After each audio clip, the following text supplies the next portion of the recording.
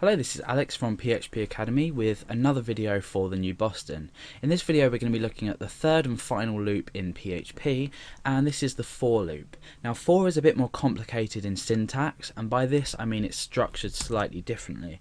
So if we use the for keyword and we create a block, you can see that it's very similar to a while loop, or sort of similar to a do while loop. However, what we're doing is we use three expressions within this these parentheses. So we use three different expressions to control the loop how we want, and we can also increment a value within this as well. So in here all we need to do is echo something out, either a variable or some plain text, or continue an operation, however your program is eventually going to work, and everything can be controlled within here.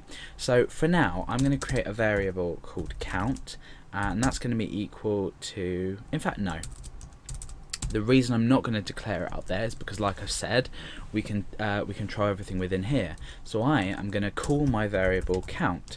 I'm going to append a break onto that so we can keep track of it neatly. Now I declare my count variable, or I assign my first value to it in here. So I say count equals 1. Okay.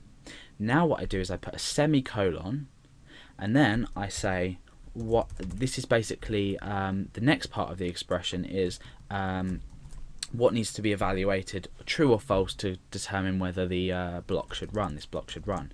So count, while count is smaller than or equal to 10, like we've done in the previous examples, and then we say count plus plus. We don't need another semicolon to end here, it just ends. So what we're doing is, let me just separate this out so it's a bit more easy to read. Okay, so we're setting initially our count variable to equal 1. Then we're choosing this, we're creating a condition that needs to be true or false, and then we're incrementing here. And the way that a for loop works is, this is executed, then this happens, then the block runs, then we increment here, okay?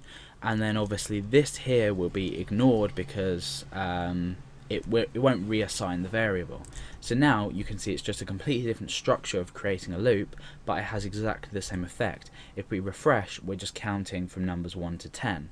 Now the beauty of doing something like this is it's a lot easier to read. We can also obviously assign this on the fly. It's neater as well. If I was to just simply change that to greater than, this to minus, so that's decrementing it, this to 1, and this to 10, now what we're doing is we're counting from 10 to 1. So we've just changed them three parts of each expression around, where we're saying count is equal to 10 initially, while count is smaller than, or sorry, greater than or equal to 1, decrement until we reach 10. The condition until we reach 1. The condition is until we're still greater than or equal to 1. We still execute the loop and we still echo. So that is basically for loops in PHP.